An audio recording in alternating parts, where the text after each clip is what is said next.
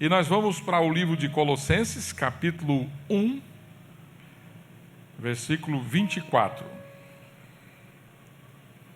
Carta de Paulo aos Colossenses, capítulo 1, versículo 24. O apóstolo Paulo ele está ainda introduzindo a carta dele. Ele não está entrando naqueles assuntos que ele pretende resolver, tratar com aqueles irmãos. E você percebeu que logo no início ele começa dando graças a Deus por aqueles irmãos, pela forma como eles tinham recebido o Evangelho, como eles estavam respondendo em crescimento com frutos, e ele pede que eles conheçam plenamente a vontade de Deus. O único pedido que ele faz até então é que eles tenham conhecimento da vontade de Deus, que isso possa trazer continuidade naquele crescimento. Então, Paulo apresentou Jesus focando na pessoa e na obra dele. A pergunta que surge é: por que Paulo faz isso? Essas pessoas não conheciam? Ou o conhecimento delas não era suficiente da pessoa de Jesus? A forma como Paulo escreve, ele está admirado com aquilo que Jesus Cristo faz e aquilo que Jesus Cristo é. Ele é impactado com a vida, a obra do Senhor Jesus. E logo em seguida, ele começa a falar dele. Ele começa a dar um testemunho a respeito do serviço dele.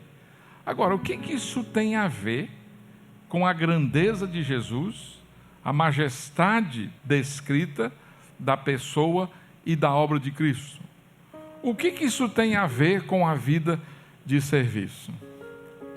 O pensamento de Paulo é o seguinte: Paulo entende que se eu e você não ficarmos impressionados, maravilhados com a grandeza da obra de Jesus, com a pessoa de Jesus, nós não iremos servi-lo. Quem se impressiona com o que Jesus Cristo fez e com o que Ele é, demonstra isso em serviço. Parece que Paulo está querendo dizer: olha, quando você conhece quem é Jesus, quando você fica admirado com a pessoa de Jesus, só resta uma coisa a ser feita: servir a Cristo. Só resta uma coisa: servir. E por isso ele fala de como a vida do Senhor Jesus, essa importância, essa grandeza de Cristo, impactou a vida dele e o levou a um serviço fiel a Cristo. Como ele se entregou numa vida de serviço dedicado a Jesus. E isso, na verdade, é o resultado de quem é impactado com a vida de Jesus. Isso tem uma denúncia, vamos assim dizer, muito séria. A ausência do nosso serviço dedicado a Cristo pode revelar um conhecimento superficial da pessoa e da obra de Jesus. Não dá para ficar sem fazer nada diante da grandeza da obra de Jesus. E a obra de Jesus é muito maravilhosa. Tirou das trevas e Ele te transportou para o reino da luz. Ele cancelou a sua dívida. Ele te deu vida. Isso é tudo. E Ele fez isso por causa de quem Ele é. Então Paulo diz: olha, eu não posso pagar isso que foi feito, mas eu posso servir a esse meu Senhor, a esse meu Deus. E ele passa então a mostrar o que ele fez diante da grandeza de Jesus. E algumas coisas, algumas implicações desse entendimento da grandeza de Jesus. Primeira coisa, disposição para pagar o preço de seguir a Cristo. Se você não admira, se você não ama, se você não é impactado com quem Jesus Cristo é e o que Ele fez, você não vai pagar o preço. Se você não amar a Jesus, você não vai pagar o preço. Às vezes eu vejo as pessoas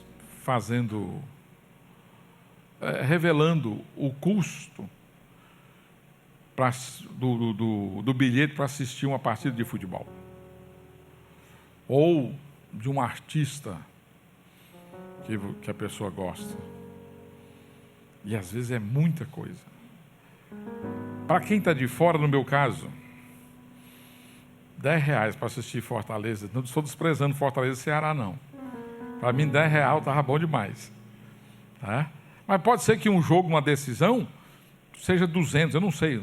Faz 500 anos que eu não vou num estádio de futebol. Tá? Mas quem ama, paga de boa. E para servir o Senhor Jesus, Paulo vai dizer, olha, eu paguei o preço. Diante da grandeza de quem Ele é e do que Ele fez, eu fiz isso como um privilégio, como um prazer. Não foi um fato. Porque você pode pagar o preço de uma coisa pesada, por obrigação. Por exemplo, você fez uma compra em 10 vezes e se arrependeu. E tem que pagar aquele negócio com raiva. Tá? Você está pagando o preço. Mas é um fardo. Mas você pode pagar o preço por uma outra escolha, por prazer, por amor, por alegria. E Paulo via assim. Observe o versículo 24 do capítulo 1. Agora, depois disso tudo que eu apresentei para vocês, me regozijo nos meus sofrimentos por vós e preencho o que resta das aflições de Cristo na minha carne, a favor do seu corpo, que é a igreja. Então Paulo está dizendo que ele alegra no sofrimento dele. E quando ele fala na minha carne, ele está falando de sofrimento físico. Na segunda carta aos Coríntios, capítulo 11, ele faz uma descrição do sofrimento dele. Teve açoites, teve prisão, teve fome, nudez, frio, espancamento, fugas, perseguições. Então ele teve um sofrimento físico muito intenso. Mas ele está dizendo, olha, esse foi o preço para cumprir com o meu chamado, a minha missão, o meu serviço. Agora, percebe que ele não está triste, ele diz, olha, me alegro. Então, todos aqueles perigos, todos aqueles ataques, todas aquelas prisões, ele os suportou com perseverança. E ele fala em completar o que falta às aflições de Cristo. Agora, o que é isso? Será que o nosso sofrimento contribui para a nossa salvação? Será que o nosso sofrimento contribui para a nossa redenção? Não é isso.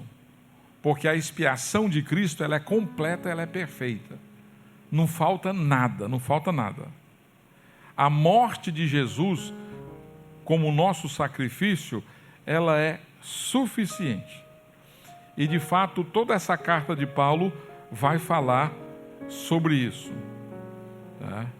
Então, a ideia é assim como o mundo perseguiria e perseguia a Cristo, ele vai continuar nos perseguindo por causa de Cristo.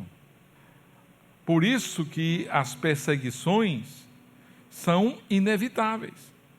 Elas fazem parte.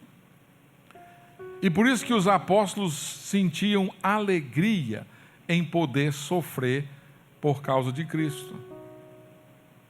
Eles achavam que era um privilégio sofrer por Cristo. Eles entendiam que o cristão deveria considerar isso como motivo de honra, o sofrer por Cristo. Se você sofre por Cristo, você é bem-aventurado, diz a palavra. Eu já contei essa história, mas eu gosto muito dela. Alguns anos atrás, veio aqui a Fortaleza um pregador romeno chamado Beni Costeia. Eu tive a oportunidade de ouvi-lo 2 vezes, e ele viveu aquela transição do comunismo, e eram cristãos escondidos na Romênia, quando ela fazia parte do bloco da União Soviética. E ele fala da rebeldia dele, e ele conta que o pai dele sofreu perseguição, prisão por causa do Evangelho, e o tio dele tinha um certo lamento. E qual era? Ele queria ter sofrido por causa do nome de Cristo, mas ele não foi. Ele não foi preso, não foi perseguido pelo regime. Então ele entendia que Jesus não achou ele digno de sofrer por causa dele. Porque ele entendia que era um privilégio sofrer por causa do nome de Jesus. Então essa disposição de pagar o preço por seguir Jesus é fruto da sua admiração de Jesus. Se você não tem Jesus numa conta muito alta, se você não tem Jesus lá no topo da prateleira, você não vai pagar o preço. Você não vai, de jeito nenhum.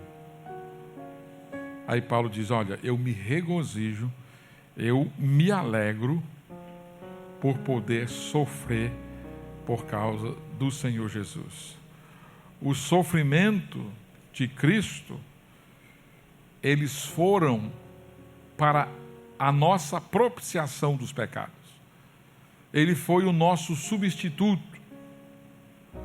A nossa aflição, ela acontece por causa da propagação do nome de Jesus. Quando você quer viver a sua fé na sua família, no seu ambiente de trabalho, onde quer que seja, você vai sofrer algum tipo de perseguição. Mas isso é porque nós queremos propagar o Evangelho. No caso de Jesus, o sofrimento dele foi por causa da propiciação dos nossos pecados. Parece que sacrifício e missão são coisas que estão sempre juntas na mente de Paulo. Nossas aflições, elas fazem parte do propósito redentor de Deus, mas elas não são meios de trazer salvação, né? A Bíblia fala dos sofrimentos do Messias, de Jesus. Se você ler o capítulo 53 do livro de Isaías, você vai ver uma descrição do servo sofredor, o profeta 700 anos antes de Cristo, fala com precisão a respeito da cruz, de todo aquele processo, né? Então esses são os sofrimentos de Jesus. E o povo de Deus tem parte nesses sofrimentos. Se você lembrar de Apocalipse capítulo 6, 9 a 11, e Apocalipse 6 até o 19, está tratando do período da tribulação que vai ter aqui. E aí João, na visão de João, ele escreveu: quando ele abriu o 5º selo, vi debaixo do altar as almas daqueles que tinham sido mortos por causa da palavra de Deus e por causa do testemunho que deram. Então João viu muita gente que tinha morrido por causa da palavra de Deus e do testemunho que eles davam a respeito do Senhor. Eles clamaram em alta voz: ó soberano Senhor, santo e verdadeiro, até quando não julgarás e vingarás o nosso sangue dos que habitam na terra? Então, cada um deles recebeu uma vestidura branca, e foi-lhes dito que descansassem um pouco mais, até que se completasse o número dos seus conservos e irmãos, que deveriam ser mortos como eles próprios. Até que o número se completasse. Eles deviam acalmar, esperar, até que o número do que Deus tinha designado, que Deus tinha planejado, morresse por causa da palavra. É como se houvesse uma certa contagem das aflições que precisavam ser cumpridas. Paulo pode ter isso em mente quando ele fala de completar o que está faltando. E é interessante que quando você olha para a história da igreja, esses 2000 anos de história, ao redor do mundo, em lugares mais intensos, o povo de Deus sempre foi afligido. Um dos países mais violentos contra o cristianismo é a Nigéria hoje. Tem histórias de cristãos sendo queimados, à semelhança do que aconteceu em Roma no primeiro século. Pessoas sofrendo por causa do nome de Jesus. E diante dessas grandezas, dessa grandeza de sofrimento, qualquer outra coisa é muito menor. E nós poderíamos passar horas recitando fatos. Existe um livro chamado, um livro antigo, chamado O Livro dos Mártires. Você pode baixar da internet. Ele só conta a história de gente que foi violentamente perseguida e morta por causa do nome de Jesus. Então, paga-se um preço. Agora, como é que essas pessoas têm disposição para suportar isso? Como é? A referência é quem é Jesus e o que ele fez. No Apocalipse tem um personagem chamado Policarpo. E tem um registro da morte de Policarpo no 2º século. Policarpo foi discípulo de João. E Policarpo foi confrontado. Ou ele prestava culto ao império, ou ele seria morto. Policarpo disse: eu não posso negar quem só me fez bem. E eles lançaram Policarpo vivo numa fornalha. E ele não negou o nome de Jesus. E esses e outros exemplos passam por aí. Né? Então, e o fato impressionante é que Paulo se alegra, se regozija nessas aflições. Mas como? Ele ama a pessoa de Jesus. Você só está disposto a sofrer por quem você ama. Você sofre por quem você ama. Paulo sofreu por causa do seu amor a Cristo. Ele amava as pessoas e amava a igreja. Né? No caso, os gentios, dos meus sofrimentos por vós, e no final, a favor do seu corpo, que é a igreja. São pessoas que se admiram com Jesus Cristo e com a obra dele, servem dispostas a pagar o preço. Agora, qual é o preço que nós pagamos para seguir Jesus hoje? Quase nada. Às vezes a gente não quer sacrificar alguns minutos do nosso tempo. A gente não quer gastar um pouco do nosso tempo em oração, leitura da palavra, em falar de Cristo para algumas pessoas, em assumir que nós amamos a pessoa de Jesus, que nós seguimos a Jesus. Se você ama o Senhor Jesus, você vai estar disposto a pagar o preço. Mas tem uma outra disposição, que é a disposição de priorizar Jesus Cristo. No versículo 25 até o 28, a maior parte aqui, Paulo diz, olha, a igreja, terminou o 24, da qual me tornei ministro de acordo com a dispensação da parte de Deus, que me foi confiada a vosso favor, para dar pleno cumprimento à palavra de Deus, o ministério que estiver oculto dos séculos e das gerações, agora, todavia, se manifestou aos seus santos, aos quais Deus quis dar a conhecer qual seja a riqueza da glória deste mistério entre os gentios, isto é, Cristo em vós, a esperança da glória, o qual nós anunciamos, advertindo a todo homem e ensinando a todo homem em toda a sabedoria, a fim de que apresentemos todo homem perfeito em Cristo. Paulo fala da prioridade dele em Cristo, como um homem chamado para servir. Aí você diz assim, mas eu não sou apóstolo, eu não tenho chamado para ser apóstolo.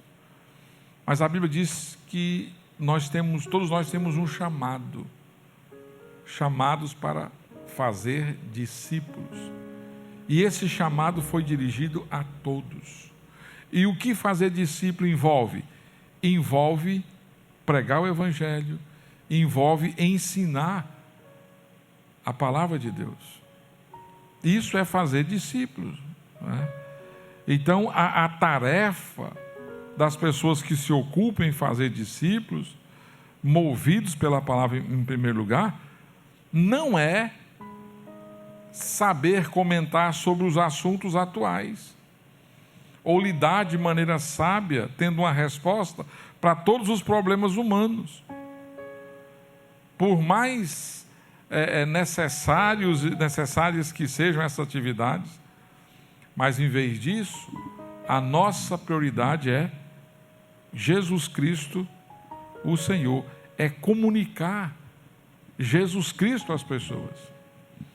Eu não preciso ser perito em guerras, eu não preciso gastar tempo falando sobre a possível terceira guerra, ou os conflitos que existem por aí.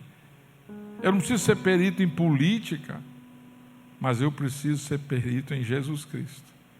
Eu preciso saber falar de Jesus. Eu preciso proclamar Jesus. Eu preciso falar quem Ele é e do que Ele fez, né? E Paulo vivia isso. Quer dizer, tornar a palavra de Deus conhecida, como é dito no versículo 25. Essa palavra é sobre um mistério, uma história, e esse mistério é sobre Jesus Cristo. Agora, quando fala em mistério aqui, não fique pensando nessas coisas ocultas, né? Tem alguns irmãos pentecostais, quando chega uma coisa que eles não sabem muito, eles dizem, mistério. Não tem nada coisa assim de mistério, coisa fantasiosa. O mistério na Bíblia foi revelado. No Velho Testamento, nem tudo foi revelado sobre Jesus Cristo, por exemplo. A revelação bíblica ela é chamada de progressiva. Deus foi revelando aos poucos, até culminar em Jesus Cristo. Mas nem todos os profetas viram essas coisas. Então, quando Jesus, Deus, se torna homem, e aí os apóstolos dizem, e vimos a sua glória, o mistério foi revelado. Deus se torna homem. Deus prometeu o Messias, mas o entendimento de que era o próprio Deus que ia se tornar homem, isso foi revelado no Novo Testamento, em Jesus Cristo. Então esse era o mistério. Jesus Cristo, no cumprimento profético de Deus. E aí Paulo tinha essa tarefa de tornar essa palavra conhecida. Por isso que ele é o herói do Novo Testamento. Me tornei ministro, me tornei servo, me tornei mordomo, administrador. Essa palavra não era dele, esse mistério não era dele, essa verdade foi revelada. E ele simplesmente compartilhava, ele simplesmente transmitia. No versículo 18, ele fala então, o qual nós anunciamos, o qual nós proclamamos. E ele fez isso com excelência, aquilo que ele tinha recebido. E ele tinha se tornado servo, um escravo, para fazer esse trabalho. E ele não se envergonha em ser chamado de servo da igreja, de ser aquele que serve às mesas. E a palavra usada traz a ideia de garçom. Ele não era o cozinheiro, o chefe da cozinha. Ele era aquele que servia. Ele era o garçom. Essa é a ideia. Então Deus preparou uma palavra e ele simplesmente servia. Ele simplesmente apresentava. Ele explicava.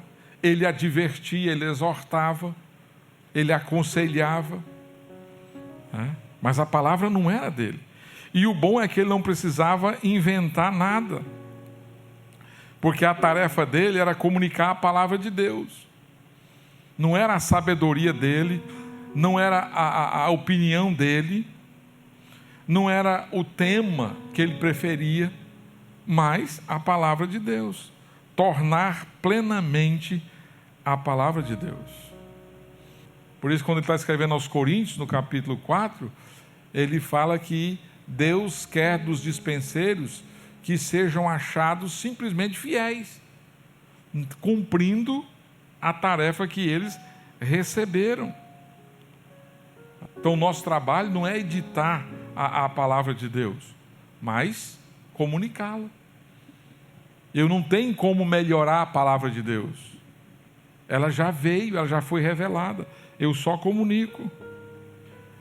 Paulo diz, escrevendo aos Coríntios também, na segunda carta, capítulo 4, versículo 2, ele diz, olha, nós não adulteramos a palavra, nós não misturamos, nós não negligenciamos, nós não ocultamos.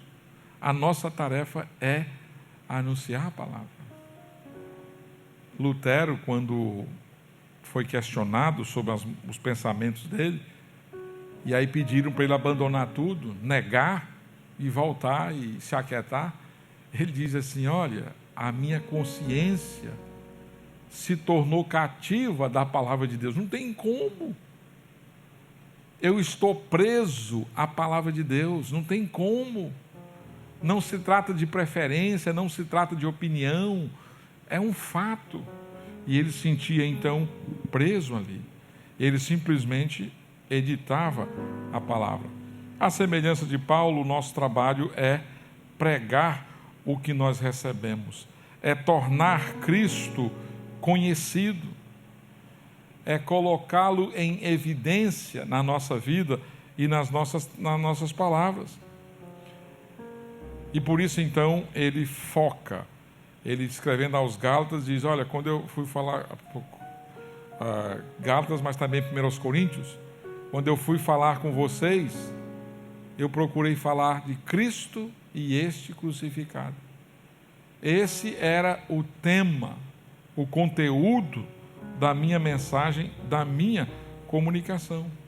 E ele via nisso um poder suficiente para convencer as pessoas. Em Romanos 1,16, ele diz que porque eu não me envergonho do Evangelho, porque ele é o poder de Cristo. Em Romanos 10, versículo 17, ele diz que a fé vem pelo ouvir e o ouvir da palavra de Deus. Ou seja, essa mensagem comunicada, ela tinha um poder inerente, porque não era a opinião de Paulo, mas era a palavra de Deus. Ele entendia que, por ser a palavra de Deus, o Espírito Santo usava essa verdade para convencer as pessoas do pecado, do juízo e da verdade. Por isso que a fé vem pelo ouvir e o ouvir da palavra. Ele era convicto desse poder e por isso ele não se cansava de anunciar, de falar. Isso era a prioridade dele. Anunciar, comunicar Jesus Cristo ao mundo, às pessoas que não conheciam. Então, quando você lê o livro de Atos, e após a conversão de Paulo, no capítulo 9, você vai até o capítulo 28, até o capítulo 9, Pedro é o personagem principal do livro de Atos. A igreja, inicialmente, esteve sob a liderança de Paulo, de Pedro, com os apóstolos. O apóstolo Pedro estava em Jerusalém, ele pregou em Jerusalém quando desceu o Espírito Santo. Ele estava em Samaria quando o evangelho chegou em Samaria, através de Filipe. E ele estava em Cesareia quando o evangelho, capítulo 10, chega na casa de Cornélio, um gentil. Depois da conversão de Paulo, Paulo passa a ser o protagonista. E as viagens missionárias. Temos o registro de pelo menos 3 viagens e uma possível, que é a ida dele até a Espanha, como ele escreve aos Romanos. Então ele foi um pregador itinerante, muito intenso e muito ativo. E a motivação? Cristo. Pregar a pessoa de Jesus. Anunciar a salvação em Cristo. Porque ele entendia que aquilo era o poder. Até mesmo para os gregos que rejeitaram aparentemente em Atenas, rejeitaram a pregação e tudo mais, Paulo foi firme, falando as verdades, não tentando convencê-los, porque ele sabia que quem convencia as pessoas era o Espírito Santo. Não é? Por isso que a Bíblia não é um livro de comportamento, não é um livro de virtudes. Você não está querendo ensinar virtude para as pessoas, você não está querendo ensinar bom comportamento para as pessoas. A Bíblia não é um livro de como viver bem. Claro, tem princípios para isso, sim, mas não é a razão da Bíblia. O centro da Bíblia é Jesus Cristo, a pessoa de Jesus. E Paulo era preso exatamente essa verdade, né? Então esse mistério, essa mensagem em torno da pessoa de Jesus, que veio desde o Antigo Testamento e se completou em Cristo, agora ela está revelada, né? Por isso que Paulo usa a expressão no versículo 27, por exemplo, Cristo em vós, a esperança da glória. Cristo agora em vocês.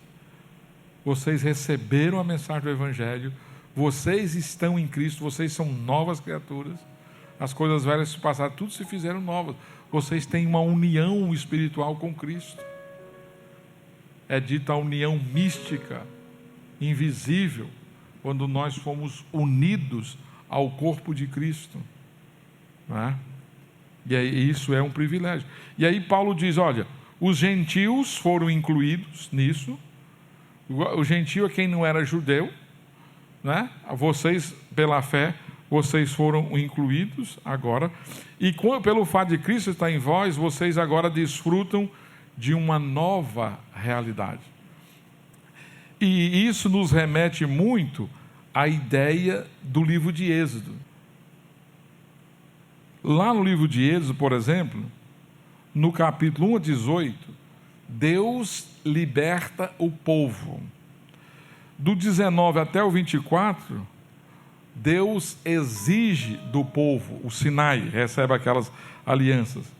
O ponto máximo é do capítulo 25 até o 40, que basicamente Deus habita com seu povo. O tabernáculo é construído, é erguido, é inaugurado. E tinha lá elementos que simbolizavam a presença de Deus. Em Cristo, nós somos libertos da condenação do pecado e agora Cristo habita em nós. Cristo em vós. Não é um tabernáculo feito por mão, mas é o fato de, em Cristo, você desfrutar da presença de Deus. E eu acho, assim no livro de Atos, como de Êxodo, assim como hoje, eu fico muito impressionado como Deus quer habitar com o seu povo. A Bíblia diz que Deus habita na sua igreja. Ou seja, a igreja de Jesus está na presença dele. Deus habita na nossa vida. Ou seja, a nossa vida está na presença de Deus em todos os momentos. Pelo fato de nós estarmos em Cristo. Então essa é a mensagem que Paulo priorizava pregar. E isso trazia uma inspiração. Cristo em vós, a esperança da glória. Tá? pelo fato de Cristo habitar em nós, nós temos agora a garantia da glória futura. Ele compartilha conosco dessa esperança e nós podemos propagar essa esperança. E aí por isso que no versículo 28 ele diz, olha, aí eu me ocupo em proclamar, em ensinar, em advertir e fazer tudo o que for possível para que as pessoas cheguem ao conhecimento, ao entendimento de quem é Jesus Cristo. Se você é impactado com a obra de Jesus, com a pessoa de Jesus, você vai servi-lo. Quem serve a Cristo está disposto a pagar o preço e a priorizá-lo, a organizar sua própria vida a partir da missão, da tarefa de falar de Cristo, proclamar o Evangelho, proclamar Jesus Cristo. Estamos prontos a pagar o preço de seguir a Cristo? Estamos prontos para proclamar Jesus? Jesus fez tanto bem a nós que nós não nos calamos diante daqueles que precisam ouvir? Fazemos disso uma prioridade? Testemunhar do Senhor Jesus? Ou só quando der certo, quando for possível? Os versículos anteriores pintam um quadro maravilhoso a respeito de Jesus. E Paulo diz, diante desse Jesus que salva, que é Deus, só me resta, em gratidão, servi-lo. Você entende assim a mensagem?